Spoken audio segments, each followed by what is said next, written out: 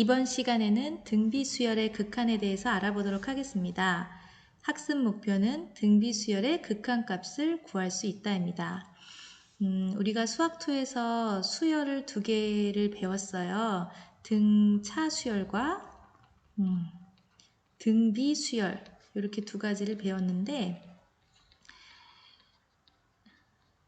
등차 수열의 극한에 대해서는 왜 다루지 않느냐 하면은 등차 수열은 그 차이가 뭐 플러스든 마이너스든 만약에 이제 차이가 플러스라고 하면 뭐 1, 3, 5, 7 이렇게 나가는 수열이 있다고 하고 차이가 마이너스면 뭐 1, 마이너스 1, 뭐 마이너스 3, 마이너스 5 이렇게 나가는 수열이 있다고 해요. 그러면 어떤 수열을 잡아도 이 수열이 n이 무한대로 갈 때 발산하게 됩니다. 그래서 수학에서는 극한을 다룰 때 수렴하는 것에 초점이 맞춰져 있고 그 수렴할 때 극한값을 구하는 거에 목적이 있기 때문에 등차 수열은 큰 의미가 없어서 등비 수열의 극한에 대해서만 다루게 됩니다.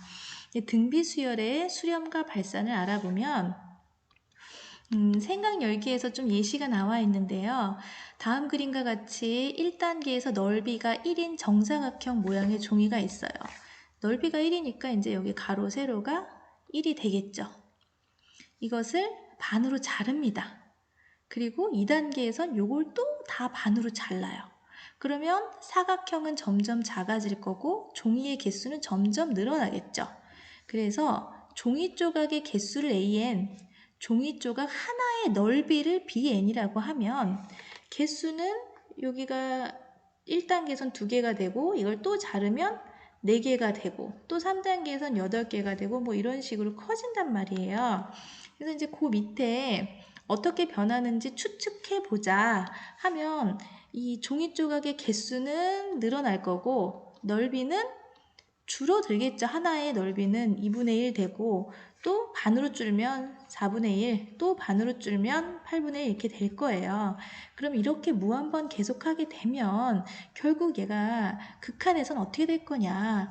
개수는 점점 많아지고 넓이는 점점 줄어서 0에 가까워질 것이다. 이것을 이제 상상할 수가 있어요. 그래서 이제 교과서에서 이제 해설이 나와 있습니다. 수열 A에는 양의 무한대로 발산하는 등비 수열, 수열 B에는 공비가 2분의 1이어서 0으로 수렴하는 등비 수열이에요. 그래서 등비 수열은 그 공비를 R이라고 할 때 R 값에 따라서 수렴하기도 하고 발산하기도 합니다. 그래서 수렴하기도 하고 발산하기도 하고 그게 R에 따라서 값의 범위에 따라서 달라지기 때문에 등비 수열의 극한에 대해서 알아보는 것이 좀 의미가 있겠어요.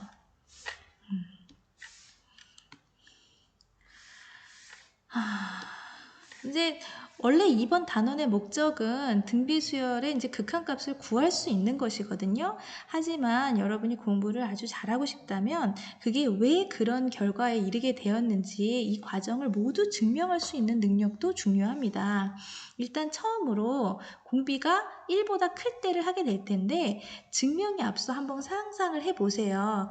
등비 수열인데 공비가 1보다 커요. 첫째 항이 뭐 3이라고 해요. 그럼 공비가 2라고 해봅시다.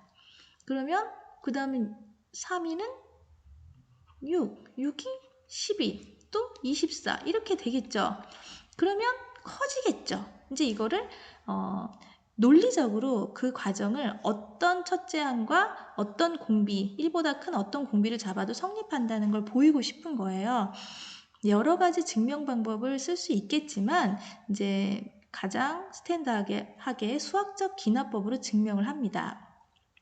수학적 기납법으로 증명을 하는데 R은 1보다 크다고 했으니까 1보다 큰 어떤 수예요. 그래서 1 플러스 H라고 두고 H는 0보다 큰 상태라고 정의를 하면 됩니다. 그러면 R의 n제곱은 1 플러스 H를 n번 곱한 거랑 똑같겠죠.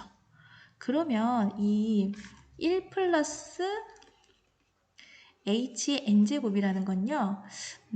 이 제곱을 예를 들어 볼게요. 제곱은 1 플러스 2H 플러스 H제곱이고 1 플러스 H의 세제곱은 1 플러스 3H제곱 플러스 3H 플러스 h 세제곱 뭐 이런 식으로 쭉 갈 거예요. 이제 1학년 때 배운 그 곱셈 정리에 따른 것입니다. 그러면 어쨌든 얘가 곱하게 되면 이 1 플러스 h는 제곱했을 때 1 플러스 2h보다 크고요. 1 플러스 h의 세제곱은 1 플러스 3h보다 커요. 그래서 1 플러스 h n제곱은 1 플러스 nh보다 모두 큽니다. n이 2 이상일 때요. 그러니까 1 플러스 nh는 n이 커지면 뭐가 되는지 금방 알 수 있거든요. nh는 n이 커지면 얘가 발산하죠. 그래서 이것이 발산하기 때문에 1 플러스 h n제곱도 이게 더 크기 때문에 발산을 하게 됩니다. 그래서 리미트 n이 무한대로 갈 때 아래 n제곱은 무한대로 가게 되는 것이죠. 그래서 이때는 발산한다. 그 다음에 r이 1일 때를 상상할 수 있는데요. r이 1일 때는 쉬워요. 모든 자연수 n에 대해서 r이 1이기만 하면 1의 n제곱, n이 뭐가 돼도 1이죠. 그래서 항상 1이에요. 그러므로 얘는 수렴하게 됩니다. 1일 때는 수렴하는 거죠. 어디로? 1로. 그리고 이제 1보다 작을 때를 이제 고려를 해볼 수가 있을 텐데 1보다 작아지면 음수일 때나 양수일 때나 사실 똑같아요, 결과가. 그래서 이제 교과서에서 R의 절대값이 1보다 작을 때라고 두었어요. R이 0일 때는요, 0이기만 하면 이게 당연히 0의 n제곱은 모두 다 0이잖아요. 그래서 항상 0입니다. 0으로 항상 0이니까 0에 수렴하겠죠. R이 0이 아니면 R의 절대값 분의 1은 요 밑에가 1보다 작단 말이에요. 그러니까 여러분이 이제 이런 거 생각하시면 되는데 여기가 10분의 1분의 1 뭐 이런 식이 돼요. 그럼 번분수로 이게 10이죠. 그래서 여기가 1보다 작은 수가 되면은 이것은 이 역수를 취한 건 1보다 커집니다. 우리가 분수에서 그 양수에서는요. 만약에 이제 A가 B보다 커요. 그러면 지금 A도 양수, B도 양수인 상태에서 A분의 1은 B분의 1보다 작게 되죠. 그 논리를 따랐다고 보면 되겠어요. 그래서 R의 절대값 씌웠으니까 얘는 양수잖아요. 역수를 취하면 이제 1보다 얘가 커지게 됩니다. 커지게 되니까 이것의 극한값은 결국 R분의 1의 n제곱과 같고 요게 지금 이게 1보다 큰 상태예요. 그러면 아까 위에서 보인 게 있어요. R이 1보다 큰 상태, 요거랑 같은 형태거든요. 그래서 R이 1보다 크면 어떻게 된다고 했냐면 발산한다고 했거든요. 그래서 지금 요게 이제 발산하게 되는 것입니다. 요게 발산하게 되면 이제 요 교과서 옆에 있는 팁을 이용하는 건데 그 역수가 발산하면 요것은 0으로 간다. 이것이 알려져 있습니다. 알려져 있다는 것은 이제 고등학교 과정에서는 증명할 수 없다는 내용이라고 보시면 돼요. 그냥 쉽게 이해는 가겠죠. 이 값이 점점 커지려면 요 값은 이제 0으로 가야 되는 거예요. 그래서 결론적으로는 절대값이 1보다 작으면 얘가 다 0으로 수렴을 하게 됩니다. 0일 때도 0, 0이 아닐 때도 극한값은 0이 되겠어요. 그래서 수렴합니다. 그리고 이제 R이 -1보다 작거나 같을 때도 이제 발산을 하게 되는데 R이 -1이게 되면 수열은 여기 지금 R이 -1인 거예요. 그러면 처음엔 -1, 그 다음엔 1, -1, 1 이런 식으로 가겠죠. 그러면 얘는 수렴하지 않죠. 수렴하지 않으니까 발산입니다. 특별히 이런 경우는 진동한다라고 했었죠. R이 -1보다 작아지면 R이 -1보다 작으면 -2, -3.5 이런 거예요. R이. 그러면 어쨌든 R의 절대값은 1보다 커집니다. 그럼 절대값은 1보다 커지니까 R의 n제곱의 절대값은 R의 절대값의 n제곱과 같고 얘가 발산을 해요. 그럼 얘가 발산을 하는데 이제 부호가 바뀌는 거죠. 예를 들면 R이 -2예요. 그러면 -2, 4, 마이너스 8, 16 이런 식으로 절대값은 계속 커지면서 부호가 교대로 발산해요. 그러면 어쨌든 수렴하지 않죠. 수렴하지 않으니까 발산입니다. 그래서 R이 마이너스 1보다 작을 때 수열은 발산합니다. 이것을 이제 정리를 하게 되면은 이 아래 박스와 같아요. 이 박스 내용은 굉장히 중요합니다. 여러분이 이 내용을 이해하고 문제 적용하는 게 첫 번째. 그 다음에 두 번째는 지금 선생님이 보인 과정을 스스로 다 증명할 수 있으면 좋겠어요. 그래서 등비수열에서 공비에 따라서 수렴과 발산이 결정이 되는데 공비가 1이면 다 1로 수렴, 1로 수렴이에요. 공비가 절대값이 1보다 작으면 0으로 수렴. 그 이외에는 다 발산이에요. 그 이외에 다 발산인데 좀 범위를 나눴을 때 1보다 클 때랑 마이너스 1보다 작거나 같을 때로 나눕니다. 얘는 양의 무한대로 발산이고 요일 경우에는 이제 음의 무한대라던가 양의 무한대가 아니고 약간 왔다 갔다 하면서 점점 이제 뭐 커지는 그런 식으로 발산하게 되겠어요. 그래서 등비수열에서 우리 수학은 수렴하는 데 초점이 맞춰져 있어요. 등비수열 Rn이 수렴하기 위한 필요 충분 조건은 마이너스 1보다 크거나 같고 마이너스 1보다 크고 1보다 작거나 같은 요것이 되겠습니다.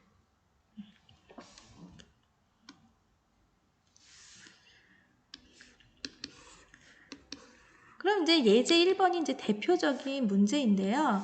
이것의 수렴과 발산을 조사하고 수렴하면 극한값을 구하여라. 그러면 지금 위에도 등비수열, 아래도 등비수열이란 말이에요. 모르겠는데? 이럴 땐 어떻게 하냐? 분자와 분모를 이 분모에서 공비가 큰 것을 아래 n제곱으로 나눕니다. 공비가 큰 것에 지금 5하고 3이 있잖아요. 그래서 5가 더 크니까 5의 n제곱으로 나눠요. 그러면 밑에가 수렴하는 걸로 바뀌어요. 이것을 5의 n제곱으로 나누면 5의 n제곱을 5의 n제곱으로 나누고 3의 n 플러스 1제곱을 5의 n제곱으로 나누고 위에 5의 n 플러스 1을 5의 n제곱으로 나누고 4의 n을 5의 n제곱으로 나누는 거예요. 그러면 요 윗부분은 얘는 5가 n 플러스 1번 곱한 거고 얘는 5가 n번 곱한 거니까 이건 5가 되겠죠. 그래서 5라고 쓰여져 있는 겁니다. 그리고 여기는 똑같이 n제곱이니까 5분의 4의 n제곱이랑 같아요. 그리고 요거는 분자 분모가 똑같네? 1이 되는 거고 마이너스는 그대로 내려오고 얘를 어떻게 처리할까 하다가 결국 3의 n 플러스 1이라는 건 3 곱하기 3의 n제곱이거든요. 그리고 이제 밑에 분모에 5의 n제곱이 있단 말이에요. 그래서 3을 하나를 앞으로 빼고 5분의 3은 n제곱 똑같으니까 이렇게 쓴 거예요. 그렇게 쓰면 이 각각이 수렴합니다. 그래서 수렴하는 수열의 성질에 의해서 얘는 그냥 5의 극한값, 이건 5분의 4의 n제곱의 극한값, 이건 1의 극한값, 이거는 3이 앞으로 나오고 5분의 3의 극한값을 나눠서 쓸 수 있어요. 그러면 5라는 수열은 계속 극한값 5가 되는 거고 5분의 4는 얘가 지금 1보다 작잖아요. 1보다 작은 건 극한값이 0이 돼요. 그래서 이제 0이 되고 이것은 그대로 1, 얘도 1보다 작기 때문에 요 극한값이 0이 되고 3은 곱해져 봐야 상관이 없겠죠. 그래서 이 값이 5 이렇게 되는 것입니다.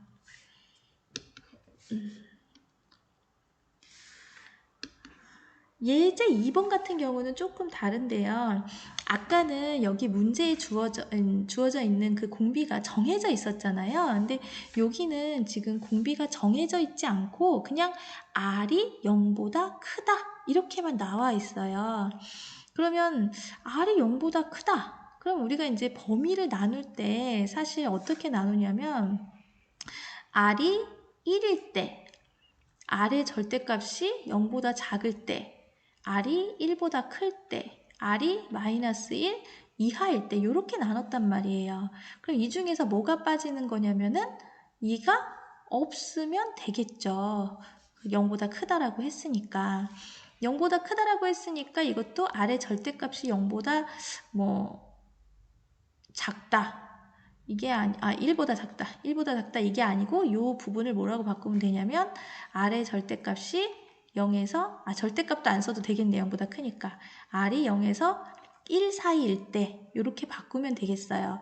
그래서 요 R이 1보다 클 때, R이 1일 때, R이 0에서 1 사이일 때 요 세 가지 경우에 대해서 이 주어진 수열이 어떻게 되는지 각각 조사해야 되는 것입니다. 그래서 크기 순으로 정렬하면 첫 번째 R이 0에서 1 사이일 때, 그리고 R이 1일 때, R이 1보다 클 때 이렇게 나눌 수 있겠어요.